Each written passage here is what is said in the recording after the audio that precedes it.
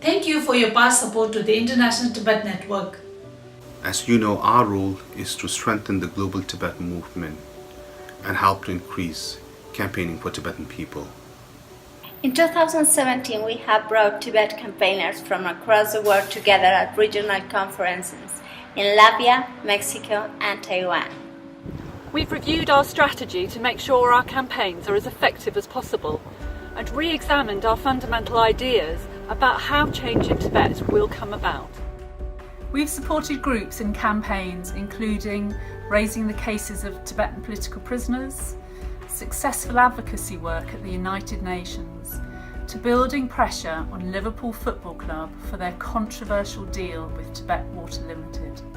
In 2018, we will be redoubling our efforts to enhance Tibet Movement's global campaign cooperation.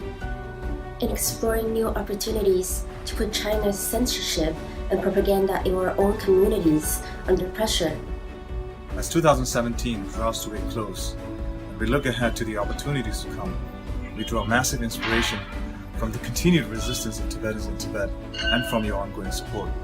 If you can, please give today and invest in the future of global Tibetan movement.